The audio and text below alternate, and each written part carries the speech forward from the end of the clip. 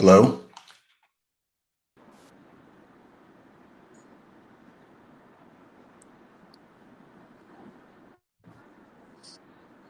Hey, how are you? Hey guys, is everybody gathered up? I apologize, I'm on my phone because I had to step out from a dinner meeting. So it's 9 p.m. here in Toronto, so it's a bit of a different time. I don't know if Vandana and Seth, have you guys gotten on? This is Seth. I am here. Great. Has not arrived yet.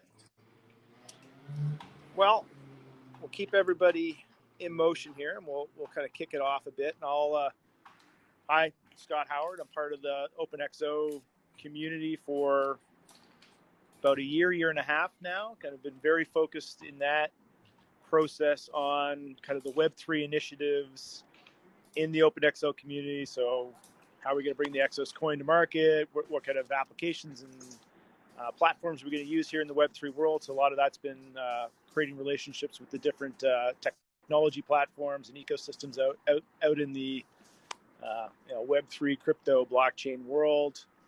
My kind of past background of that has been doing lots of work in the startup community. Been doing, been a founder 3 or 4 times now at this point over the last 10, 12 years. And before that, kind of worked in big IT outsourcing environments. So that a lot of that was, kind of the startup plus big IT and S&P 500 customers it led me very naturally to OpenExO, large incumbent bureaucratic organizations to understand the power of the technology that's being developed and delivered out in the market at an ever increasing rate. How do you get that exponential mindset? How do you absorb this exponential technology, bring that into, corporations, governments, NGOs that, in lots of cases have been around for 100 years, is a big challenging process. So that's a big tone and texture of what happens with the OpenExO community. As part of that, along my adventures, I've met Seth and Vandana, who will be our panelists tonight.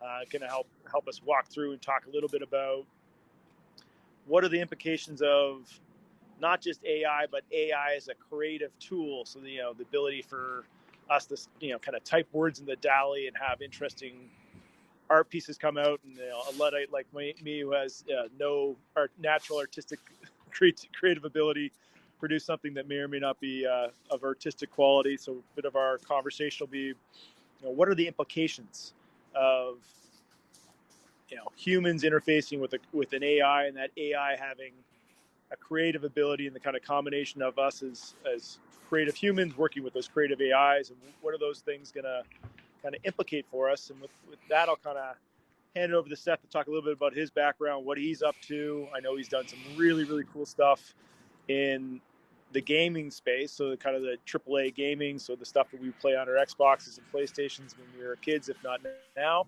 and kind of how that's migrating into the Web3 space and the different stuff that's happening there, and some of his creative experiences using this AI technology right now to create new things. And I know a lot. I've looked at it, seen it. It's very cool stuff. So with that, I'll kind of kick it over to Seth to kind of introduce himself and talk a little bit about what he's done and where these things are going.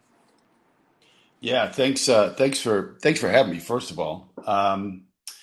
And then, thanks for the question. I mean, Scott, I'm interested with where we go in the future.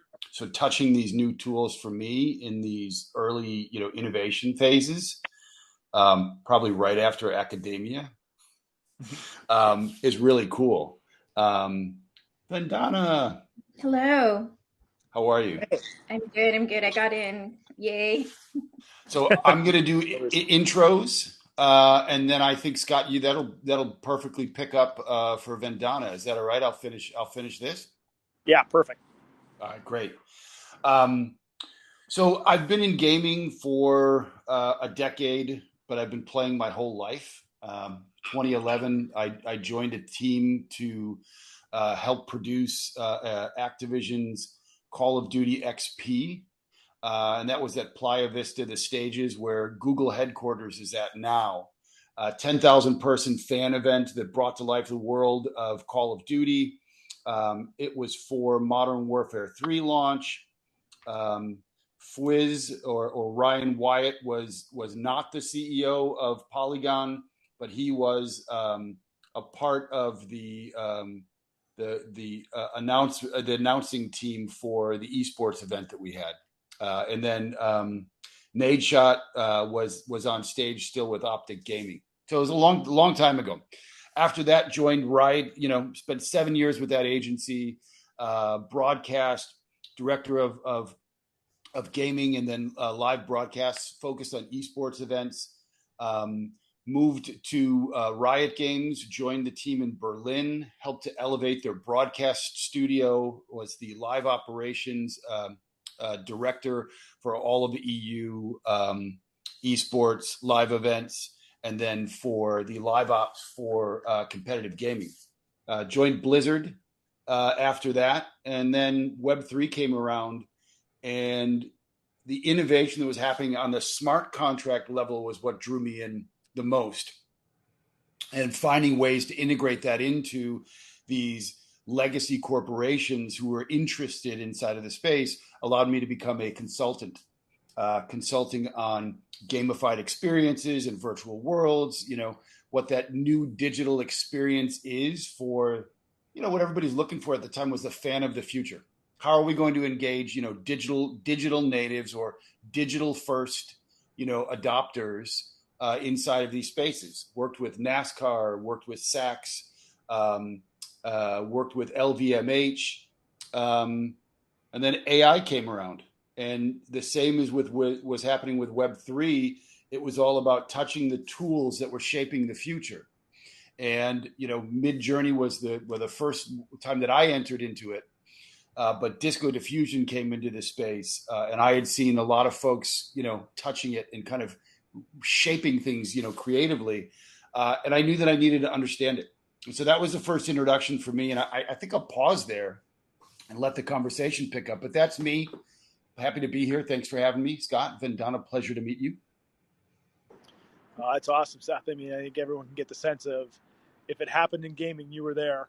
And obviously, gaming is a big time at the forefront of a lot of the creative industry from a technology perspective, as it's most powerful user of GPUs. It's using all this rendering technology is first it's not applied to the military first. It's applied to gaming, and which one comes first is probably an interesting debate that probably requires both at the same time, right? And with that, I'll kind of hand it over to Vandana to kind of give a bit of a background on where you're coming from, Vandana, what you're up to, what you're working on, kind of your perspective on how this creative AI and AI is producing art versus artists producing art, and where that kind of crosses over, and how that kind of impacts your work and your point of view on where you're coming from in the marketplace. Yeah, sure. So I'm Vandana Taxali. I'm a lawyer. I started in the entertainment space, working pretty much for Much Music and Fashion Television and Bravo. So really came from that space. My brother's an artist, and so I started getting more into working a lot with artists over my career, and really got to know the space quite deeply. So I've been working with creatives pretty much my whole career. I got into blockchain crypto, I would say back in 2017, 2018. And at the time, no one had really made the connection with art and NFTs in a big way. It was very kind of just a handful, really hard to find people that were on the same wavelength as me. But it had been kicked off with a project called CryptoPunks that really started this whole NFT revolution, and really creating these, 10,000 pixel art with using AI, and having each one be completely unique. And so that was sort of like the first foray or first project, I would say, that was really revolved around NFTs.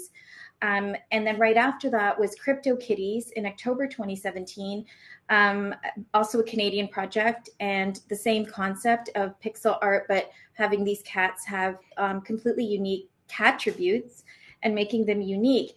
And so, when I was like, learning about these projects back on my own in the day, I was like, wow, well, why do people care about these, like pixel art that's not even created by a real artist? What, like, why not real art and have it one of a kind, and using, blockchain technology and all the advantages it offers. So that's sort of like how I got into the space, and I very early on made the connection between IP and NFTs and blockchain. And this whole thing about AI and creators is, it's a really interesting conversation. On the one hand, I think it's so advantageous for artists, as long as they can somehow retain their copyright, to be able to create all of a sudden 10,000 artworks and be able to monetize it. And seeing the advantages with blockchain and NFTs, we're seeing resale royalties and all sorts of advantages that blockchain technology provides. But on the other hand, there are issues of copyright, and a lot of sites like Getty Images and other smaller arts stock places are just banning them because it is sort of overshadowing artists. And then we're getting into a whole host of IP rights infringement issues where people are copying artists. Is the AI copying the artist? Like, who came up with it first? And then people collaborating it. So I think it's like a new space. Things are, pros and cons. Right now, we're in the con side. We need to move it a little bit more to the pro. There is some pro, so yeah, that's why I'm really looking forward to this discussion. And I think I think it's going to be exciting to see what happens in this whole space. That was a great introduction. I think a great jumping off point, because I think it's pretty prevalent in the press right now. I think as DALL-E, got exposed to the masses, and people, lots of people are playing with it, and the media headlines are certainly something I'm sure most people in the community have read, seen, engaged with to some degree, and starting to form opinions on.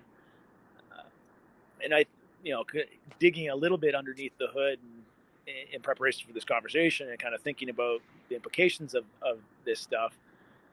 But I'll kind of throw it back to you in terms of, because you alluded to it, there's been a number of different interpretations of intellectual property, copyright, authenticity of creation. I'll kind of say, of like, who's really the creator? Is it the software program? Is it the person putting the inputs in the software program? Combination of both. What's your kind of sense of the current state of play of, we could pick on DALL-E or any of the kind of big prevalent ones in terms of what's the underlying IP look like? What does that mean for someone using it? And then we kind of spin off from there. And I'll save you the lawyer. It depends. Let's kind of go somewhat jurisdiction agnostic, but default to the American point of view, because that's where most things are going to get litigated no matter what. Yeah. I mean, there's nothing worse than getting some, vague answer. But, having said that, it is an evolving space. The courts haven't really litigated it, but we do have some guidance from the U.S. Copyright Office, which has been helpful. They rejected a claim for copyright of an AI work, generated by AI. But the reason for that rejection was because they were trying to attribute the copyright owner as the AI model and not a human being. But later on, there's another artist that was successful with the U.S. Copyright Office in registering an AI work created with AI.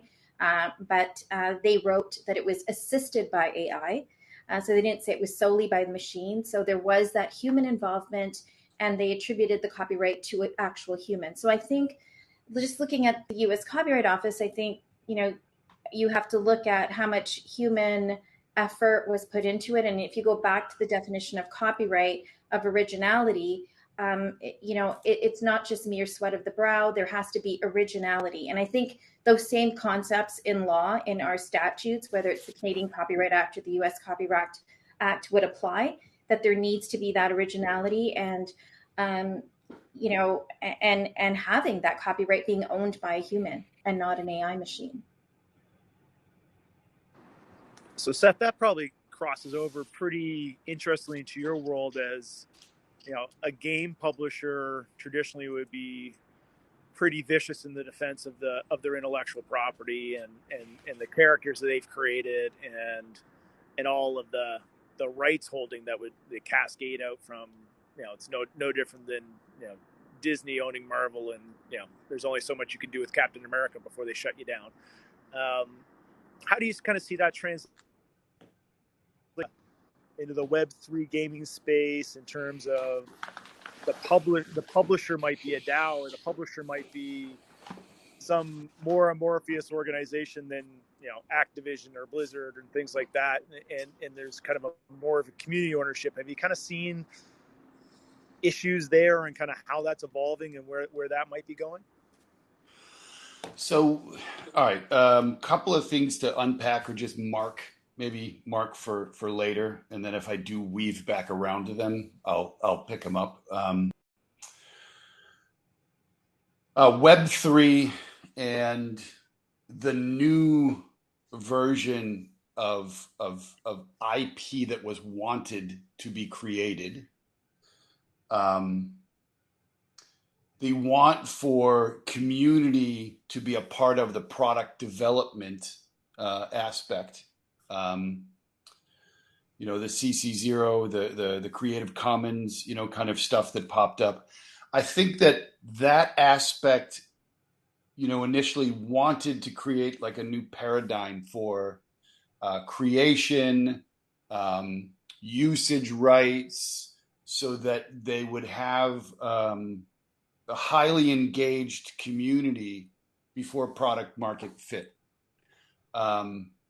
You see that with Artifact, with Monoliths. You see that with a lot of the other NFT projects that you mentioned, Cool Cats, Doodles. Loot was a great one that was super community driven. In regards to IP, so I don't work for a large publishing brand right now, and then I'm not a lawyer. So when it comes to copyrights, I'm not going to have an opinion that probably will help to move that conversation along. But I will, bring in where I think it's interesting is, one part of me feels that with the toothpaste out of the toothpaste pack jar thing, it's not going back, and so however this is going to be solved, or other, will end up being some version that allows for the creative process to continue, and for us to be able to utilize these tools as concept development, as inspiration, as new ways to create. Because, you've seen that, I'm not technically proficient with Rhino or with, Maya or, Blender.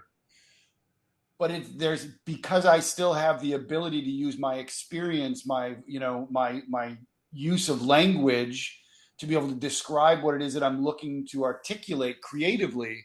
I now I have a democratized creative process that allows me to still be able to share out a vision, as opposed to, I didn't go to art school, I didn't go this, I don't know how to, sculpt in bronze, or, whatever those intricate things are, but I can still be a part of the conversation.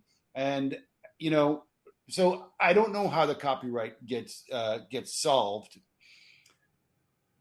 But I don't know that, and I would say this, Vandana, is it Vandana? Am I saying that correctly? Vandana. Mm-hmm.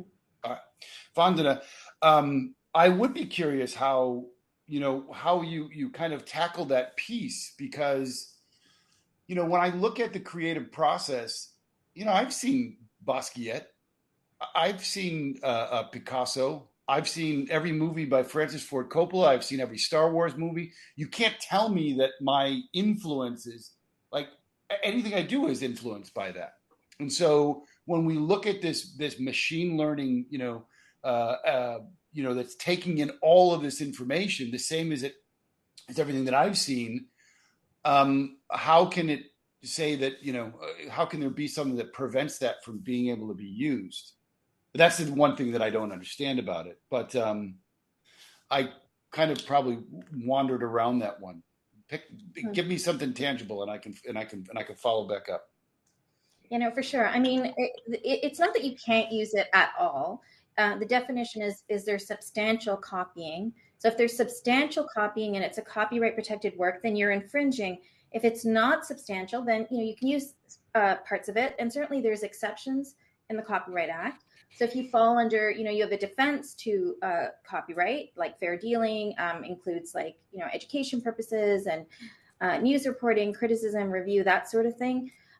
You certainly have it there, but at the end of the day, the Copyright Act is there to protect creators. It's the only thing, it's a way for creators to monetize and encourage them to keep creating. If you're creating something, but you're not getting money for it, or people can rip you off, then you're going to stop creating and we're going to lose that creativity. So, what the Copyright Act has done, and case law, especially in Canada, is try and balance the rights of users that want to use those creative assets with the rights of the creators to be able to protect and monetize and get that exclusive right to their own IP in order to monetize it. And so now in the US, it's life plus 70. And in Canada, it just got changed from life plus 50 to life plus 70 as well, and matching, the US Copyright Act. But so there is a limit. Eventually, it will go into the public domain. There's works right now that are in the public domain that you can use. You mentioned, old masters, works are in the public domain. So, and everyone's influenced by one another, but it really just boils down to is how original is your work? How much are you copying? Do you have a defense? And, you look at all those factors. So it's not cut and dry. I think, these are things that, people look at, or you get permission. So let's say you're creating a work and it's got different components. Well, maybe 80% of it is original, but you really want to incorporate this 20%. Well, maybe you get a license for that from the artist to incorporate it in your work. And the artist gets some compensation, or they might, give it to you for free, but you make sure you get it in writing and get an agreement. So there's always ways around it.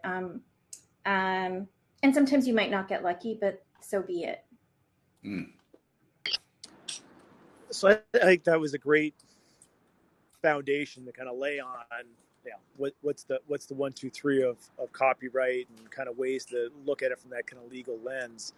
I think one of the things that I kind of seen commented and talked about is like, if Adobe had a right to everything that artists built on top of, all of Adobe's tools, there would be no digital art ever. And so AIs.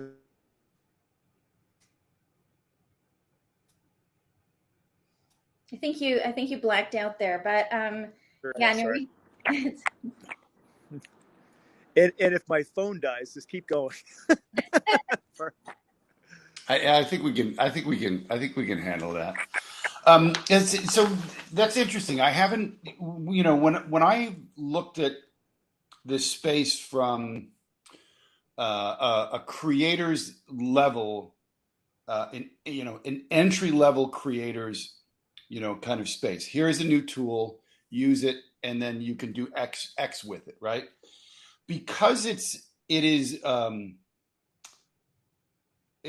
endless faucet of creativity. The monetization aspect for me, when a lot of people ask and say, can I sell these as NFTs? Can I sell this as X? And I would bring up, so I took this photo. It's from Berlin. I took this one from Chicago. I did not take that picture of Daft Punk. And then that picture of Omar from The Wire, I didn't take either. But those other two I did. I have photos listed on Getty, and I somehow sell this one photo of a DJ from Chicago. His name is Diz, and Diz is playing records at the Viper Room. And for some reason, I sell this photo like probably 6 times a year, and it nets me 25 cents to 15 cents each time. So go bigger when you're buying these, because this small size that you're getting it at, it isn't doing me any good, whoever is buying it. But thank you for it. So when I look at that and somebody says, can I turn this into an NFT and can I sell it? It's really a hard value proposition to say, when there's an unlimited supply of something and everybody can use them, that you can sell this and it will be a lucrative venture for you. And, I think that if you're looking at it from an NFT aspect, or you're looking at it from some kind of a blockchain integration, there has to be true innovation there in the same style of what Murat Pak has done, in the same style as what some of the more innovative projects have done with a smart contract. And I think that if we're looking at what happens with Web3, blockchain, and AI, you're going to end up seeing an integration of stable diffusion with minting and generatives that are going to be super, super interesting and cool. And they can generate, and they can, be dynamic, and they could end up having some triggers or some milestones or events that happen that trigger something to take place.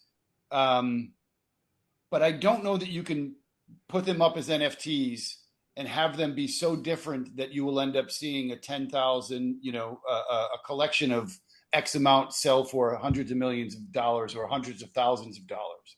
I think that would be very, very difficult. What I do see it as a an innovation in tool that allows for concept development, brainstorming, and as you get proficient with the prompts and the mastery of the prompts, you're able to end up having a clearer vision that you can present out, much faster, rather than, maybe my efforts to where I'm kind of, all over the place, just pushing buttons to get it to go faster. Um, but but I think that once you get this and you're able to do it with an intent and a proficiency, then you'll be able to use it inside of your work stream. And then I do think that if you're looking at style, and I think that's always been like, one of the reasons why people gravitate towards artists is the style that they have developed and represent. And I think that there's value in that more so than, this piece was created beautifully. And, because that's like, there's this perfection scenario that everybody's going after. They're looking for the most beautiful picture or the most beautiful representation of whatever that object is. And, there'll be another one after that. So I think it'll be difficult to end up selling, works of art currently, with as many pieces of artwork that there are out there at a high value. No, that's a really good point. The thing is, it's not so much that I think the value of the NFT is not so much how copyright protected it is, or the it really boils down to the fact that you can now put something on a ledger that's unique, has scarcity and value, even though it's computer art, and people almost value that more than, in a way, some artists, because we're seeing that with that CryptoPunks project, with Bored Apes, with Doodles, with all these generative art type projects. The fact that they're all unique, they're not necessarily copyright protectable, or they're not necessarily have a unique style or aesthetically wonderful in terms of how we value a piece of art, or an artist and their style. So we're seeing a lot of that, where it's people are valuing more the fact that it just happens to be recorded on the blockchain. And certainly there's advantages of the blockchain that I see, like that I think that these pixel art, computer generated art, has really benefited artists. And the most prominent being the fact that, it acts as an alternative copyright protection by having that date and timestamp on the ledger to prove, that you created it, if it is actually yours and it's original. But also the resale royalty, the fact that, the smart contract can trigger that secondary payment back to the artist is huge. And a third is, and I think Scott's going to get into this, is the fact that, you can now collaborate with collaborators and record that on a smart contract and have your copyright share ownership recorded. So, if you've got a group of people, someone, creating the avatar, someone creating the architecture of the buildings in a metaverse, and someone else creating the fashion that goes on the avatars, or people are just collaborating or working off one another. You've got these multitude of people. Well, that smart contract now can really record everybody's percentage ownership, whether it's 3%, 21.5, to the nth degree, and still, calculate that resale royalty, divide it up, get it back to those creators, which I find fascinating. So I'm hoping that we lean more towards, protecting the creator, but, we're seeing these projects give away commercial rights and not really care about IP. IP doesn't seem to be valued as much. It's more about how many traits does it have? How unique is it? Has it been recorded on the blockchain? So, you could take the same avatar or same pixel art not on the blockchain and one that's been recorded as an NFT on the blockchain, and the one that is an NFT is valued more than the exact same image That's that right. has it. So you brought up the utility, and that's certainly there's certainly value. So what is it? What is an ERC token going to do? You can have token gated experiences. You have direct communication for an artist to be able to airdrop back into somebody's wallet. So you have a value prop that can be a long play, that can be developed over time for sure.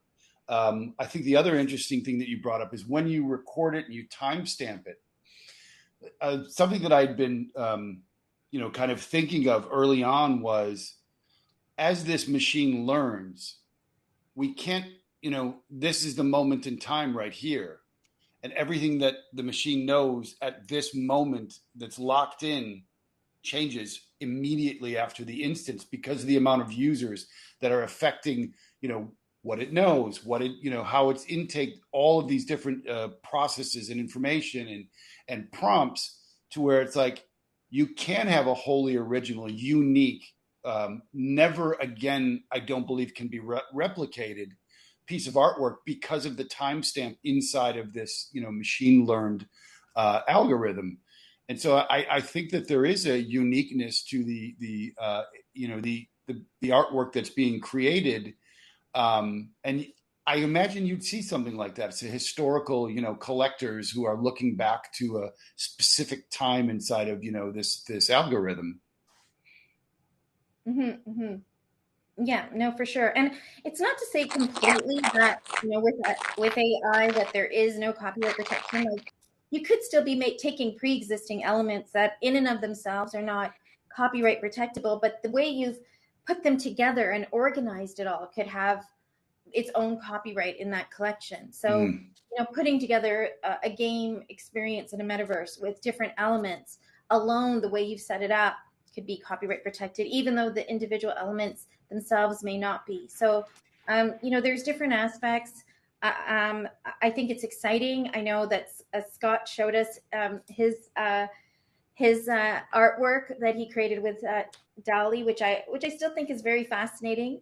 Basically, taking text and converting that into an AI artwork. It's scary but cool. But once again, just like with the NFT Web 3.0 space and the AI space, we really got to clarify, copyright ownership, and everyone needs to really be cognizant of that and ensuring that you're not infringing someone else's copyright as you're creating those works. And if you are intending to, monetize it, making sure that it is protectable. I'm trying to share my screen, and it took it away from full screen to show you a piece that I had created. Oh, cool. While I was waiting in chat to join the conversation. Oh, cool. And while you're doing that, I was also going to mention, if an artist is uploading different elements of their style and elements and then creating, using AI to create those 10,000 pieces, I think that's advantageous and exciting because that is copyright protectable. Very cool. Now, do you use these tools yourself? Me, myself, I don't. I just more play around with it, but I'm not like an artist per se. This is what I've created in Midjourney, and since this has started, I've created a creative community called AICC, which is a artificial intelligence creative community. It's 1,500 members, 26 countries. So these are mine that I've created. Oh my God, that is so cool. So how did you create them? Can you walk us through how you did that? How you did these? Well, there's going to be some copyright infringement here. So when this first came out, like I said, it was like one of those things that you could touch this, Mm-hmm. you could touch this technology, and you could create something like this. And what this was for me is a way to end up understanding those technologies that are going to have a massive impact on our future. There is going to be an integration, the text prompt phenomena of our world will be integrated into meme culture. It will be integrated into hashtag culture and emojis, to where we're using visual language and these kind of arcane, but symbols to communicate and convey complex things. Somebody could script an emoji that would need a code breaker to code it. And so I needed to understand what they are. And so when I first started, I'm a huge Star Wars fan. I started with a prompt that I had seen, and somebody had done a tarot card. And I was like, oh, that's interesting. So this was a samurai warrior, royal guard, Emperor's Royal Guard from Star Wars, which was Return of the Jedi, and as a tarot card, highly detailed with some of the stuff that was put in there. And then this was that's what came out.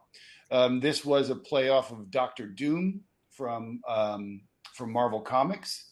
And the reason why I loved, when you look at this, the reason why I loved Midjourney and I don't like the photorealistic, and it's the same for me as reading a fiction book or a nonfiction book. And if I am going to bed and I wanted to let my mind wander and discover and all that, I probably wouldn't pick up, a very heavy process, book, something that was very practical. I enjoy sci-fi and I enjoy fantasy because it allows your mind to kind of see these nooks and crannies and to kind of float inside of them. And so the reason why I loved Midjourney is it wasn't photorealistic and they weren't trying to do deep fakes. There is a whole contingency of folk that are trying to do, deep fakes of everybody. That's cool. It's not really my thing, because this was a fantasy world and it was evocative of watercolors or oil paints, and it wasn't necessarily literal. And so that was super interesting to me. I love Star Wars, Destiny 2, those fantasy areas, Blade Runner. And so those have been my influences. And that's it. And so how And did this you is create these? Like, did you upload some references? Did you use completely text? Like, what was your process? yeah, so Midjourney is all text prompt. I didn't do any kind of photo references. I did. This was. I was out, and I said, "Well, tell me something, and I'll show you how this works." And they're like, "Yeah, I've heard about that. No way." And so this was a play off of Batman, and I put a cosmic warrior wizard in there, and then it was all text. It was all text driven. This one was based on Frank Frazetta in Star Wars. Frank Frazetta was an old artist that used to do Conan the Barbarian books. So yeah, and then these were the first ones that I did, and these were tarot cards based off of samurai warrior in stormtrooper armor, and then as a tarot card.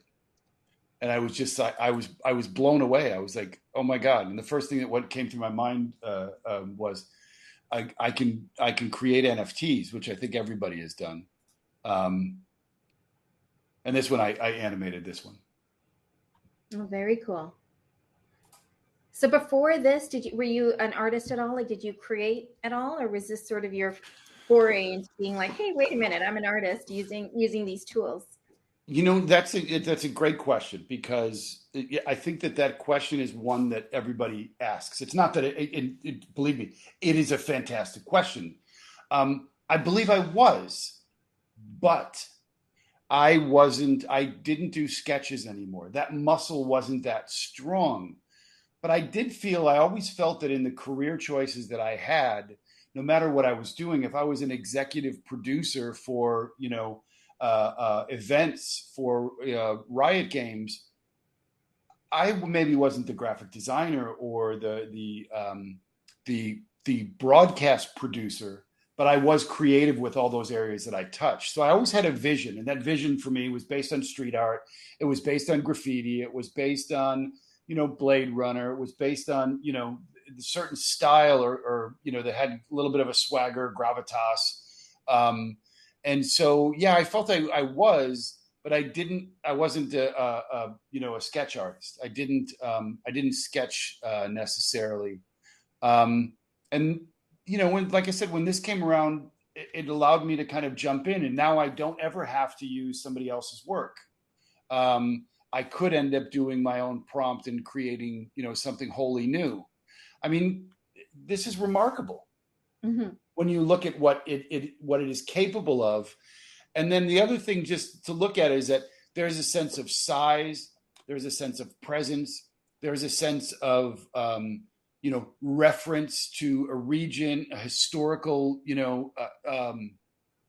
type of production of work.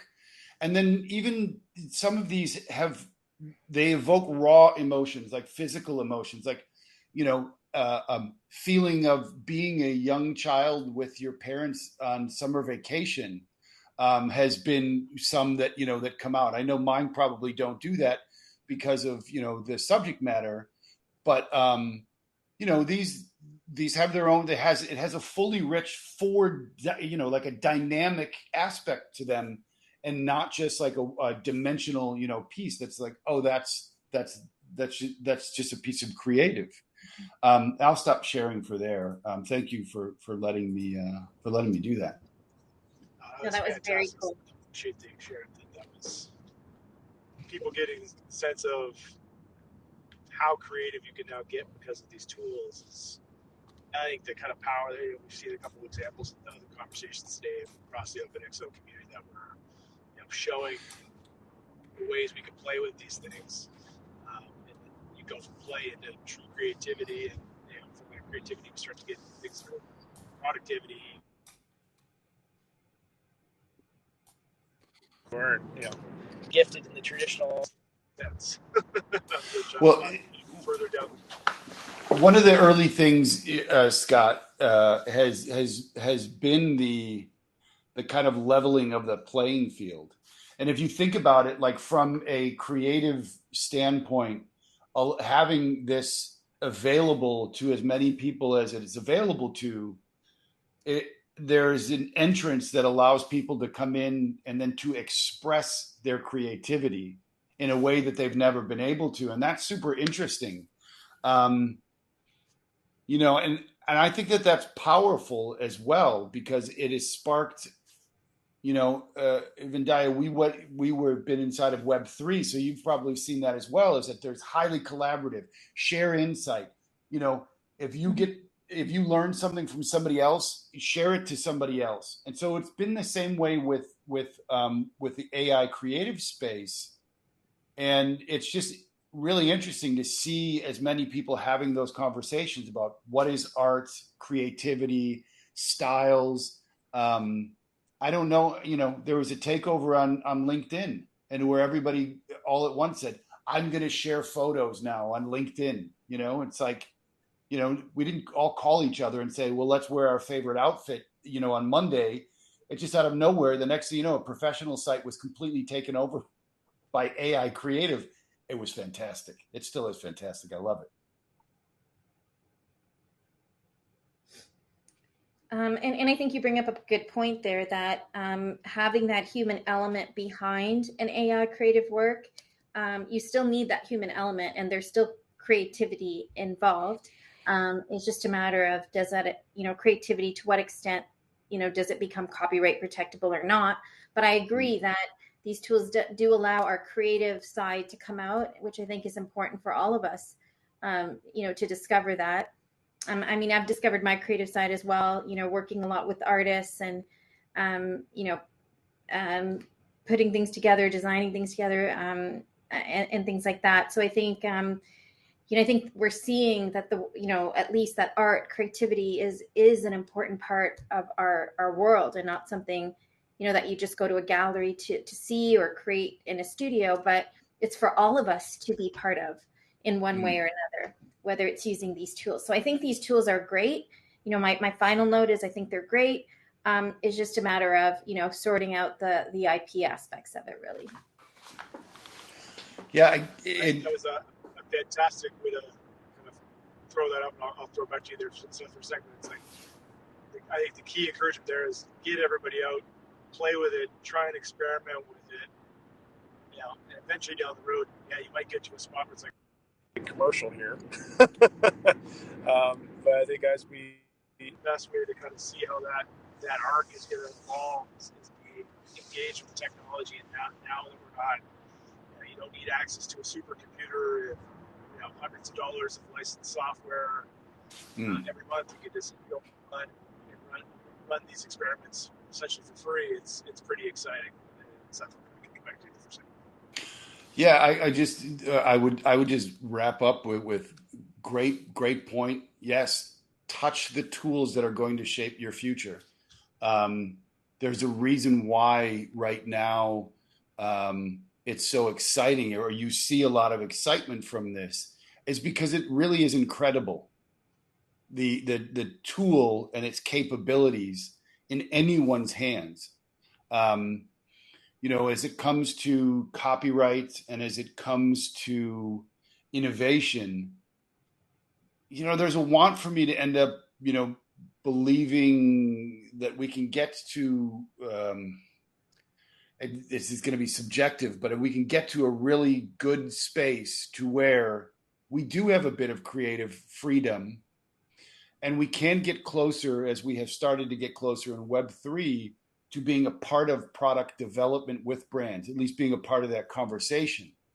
And, I don't know that you're going to get hired by X company, but I do know that if you're a part of the conversation and you're inside of that synergistic space, remarkable things will happen.